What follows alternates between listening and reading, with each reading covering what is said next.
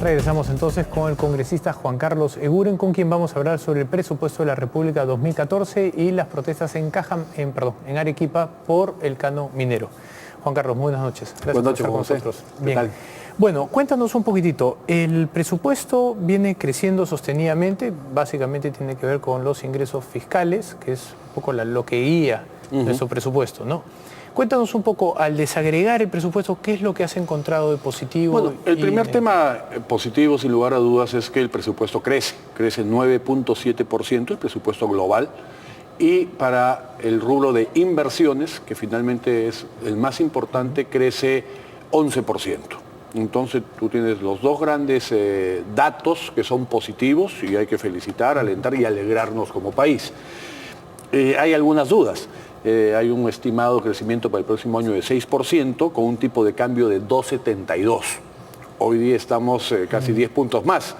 Entonces pareciese un poco optimista. Y como va la economía norteamericana, todo tendería a depreciar más que a apreciar, sí, ¿no? Por eso ahí es donde tenemos las principales dudas. Y el segundo elemento es inflación, que se está proyectando una inflación para el 2014 de 2%. También me parece bastante austera en función a lo que está sucediendo este año. Que estamos más bien, más cerca del 3. ¿no? Más cerca del 3, y con los riesgos de Siria, que el precio del petróleo pueda dispararse incluso aún más, y el petróleo es un componente importante en inflación, ¿no? Ahora, hablando un poco en términos históricos, el presupuesto de la República ha pasado de 35.000 millones en el 2001 a 119.000 millones para este año. Entonces, básicamente ha crecido en poco más de 70.000 millones, ¿correcto? Correcto. La pregunta que se hacen muchos peruanos es ¿dónde están estos 70.000 millones? Claro, vemos algunas carreteras, pero calidad educativa hemos empeorado, salud probablemente nos hemos mantenido en el mejor de los casos, instituciones si no hemos mejorado hemos empeorado, seguridad hemos empeorado. ¿No debería haber un contrato social donde si estamos pagando más deberíamos de recibir algo mejor? Claro, o sea, una cosa es crecer en presupuesto global, otra cosa es también hacer el análisis del crecimiento per cápita, porque cada uno de los individuos de las personas va generando un consumo de Estado, ¿no es cierto? En salud, en educación, claro, etcétera. Pero entre el 2001 y el día de hoy hemos crecido en 5 millones, obvio, lo que significa un crecimiento poblacional de 20%, pero el presupuesto se ha multiplicado por 4. Se ha multiplicado por 4. Ahora, los soles y o dólares de hace 10 años tampoco son los mismos. Es un segundo factor.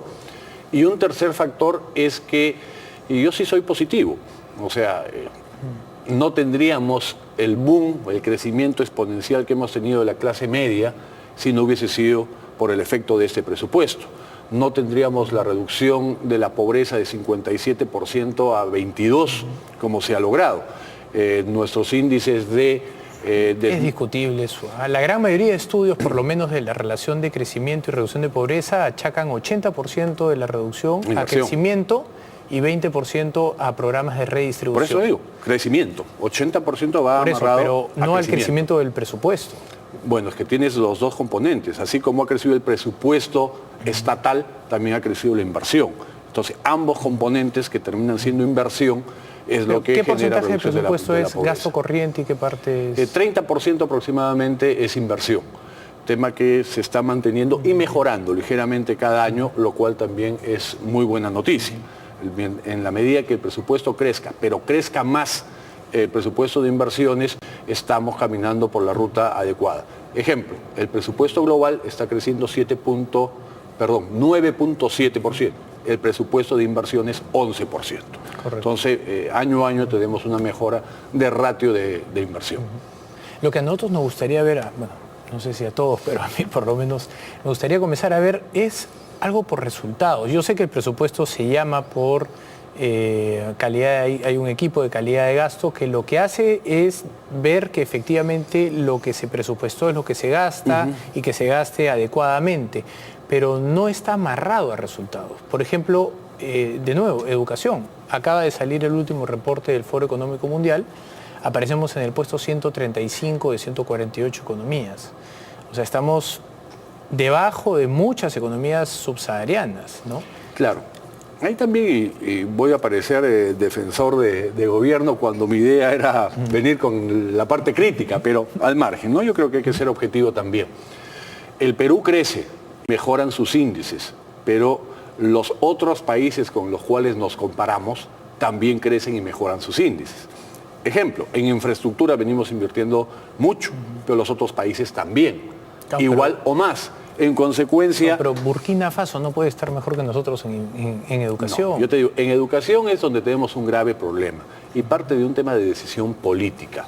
Desde, por ejemplo, el tema sindical, el tema gremial, la implementación de la ley de la carrera magisterial ha sido muy tibia. La capacitación y la aplicación de la propia carrera, o sea, en base a evaluaciones te asciendo y te aumento sueldos y si no pasas, das un paso al costado, eso es clave. Pero a nivel presupuestal, que es lo que nos convoca hoy, tenemos que, de acuerdo a una política de Estado, el presupuesto para educación debiera ser el 6% del PBI. En consecuencia, en la medida que crece el PBI, crece significativamente el presupuesto. Estamos en el 3% y congelados hace muchos años. Correcto, pero yo creo que ningún peruano estaría en contra de invertir ese otro 3%, incluso algunos aceptarían, yo me imagino, incluso un breve impuesto adicional, si es que nos de alguna manera garantizaran que vamos a dejar de tener la peor educación de América Latina.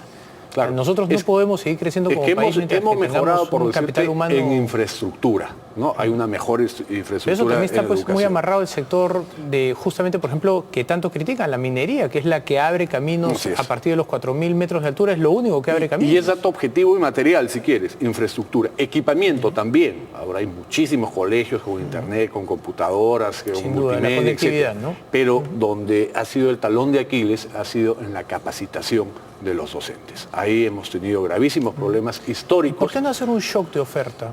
¿Por qué no contratar 20.000 o 30.000 maestros en otro tipo de sistema que esté en otra ley alineado a incentivos que tiene que dar resultados y entonces estos maestros comienzan o podrían ser incluso algunos directores comienzan a alinear? Yo te digo, la ley de la carrera magisterial, la primera etapa que yo me hubiese quedado en eso y le hubiese dado impulso, este gobierno hizo un replanteamiento y tenemos... Complejo de Adán, quieren hacerlo todo de refundar nuevo y todo. de cero, ¿no?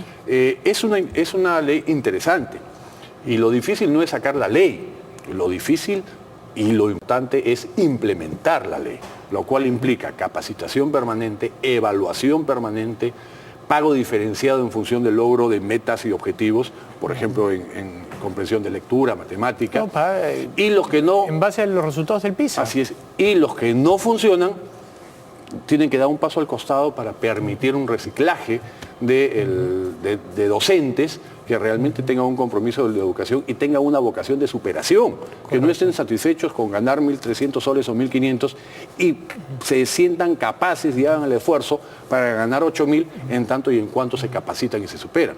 Porque la capacitación y la superación del docente va de la mano de la superación de los estándares de educación. Quisiera pasar, siguiendo dentro del término presupuesto, pero a otro presupuesto que tiene que ver con el presupuesto regional, específicamente el del gobierno regional de Arequipa, que tiene mermado los ingresos a partir de la reducción del canon y han salido a protestar el día de hoy. Quisiera saber cuál es tu opinión, siendo arequipeño. Mira, ha habido un problema, no solo en Arequipa, sino 14 regiones que han reducido su presupuesto para este año.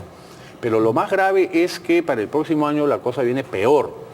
Y acá, disculpa la frase, lo que tenemos en este presupuesto es vacas gordas para el gobierno nacional, vacas flacas para los gobiernos regionales y vacas escuálidas para los gobiernos locales y municipales. Te explico.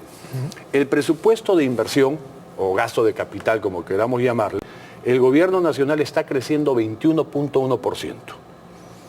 Los gobiernos regionales menos 3.9% y los gobiernos locales menos 15.1%.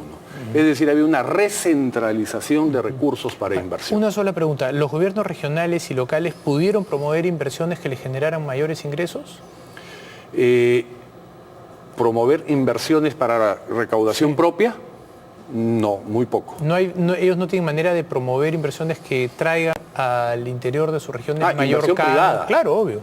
Bueno, los ratios de inversión privada están mejor de manera descentralizada que en Lima. Porque ahí estás contabilizando también, por ejemplo, la paralización de un proyecto como Conga, que son 4.500 millones de dólares de inversión que iba a traer un canon adicional que se hubiera reflejado en el gobierno regional, ¿no? Tú tienes del 100% de inversión, el 80%, lo más importante, lo más significativo, es del sector privado. Y el 20% es del sector público. Claro. En esto estamos hablando del sector público. Entonces, ¿cómo explicar si se supone que de acuerdo a la Constitución y el Acuerdo Nacional y como política de Estado, la descentralización es un proceso permanente, constante e irreversible, que este gobierno genere una recentralización?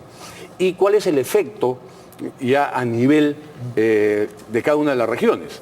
Tienes que Cusco va a tener 56% menos de recursos para inversión. Moquegua, menos 47. Tacna, menos 41. Ica, menos 37. Arequipa, menos 25. La Libertad, menos 22. Junín, menos 20. Un desastre. Entonces, tienes una docena de regiones vamos a ver más que van a tener durante el año, una reducción de recursos para inversión dramática. Lo cual se podría entender y aceptar si todo el aparato estatal, ¿no? Si todos los recursos a nivel nacional están disminuyendo, ni modo, vacas flacas para todos. Pero el presupuesto de inversión, ese 11% como Estado, pero el grueso de ese crecimiento lo absorbe el gobierno nacional con una pretensión aparentemente clientelista y con miras a procesos electorales. Vamos a tener que conversar en otra oportunidad para poder explorar un poco más esto acá. Con todo gusto. Gracias, Juan Carlos. Gracias. Bien. Vamos nosotros a nuestra primera pausa y regresamos. Scotiabank, descubre lo que puede.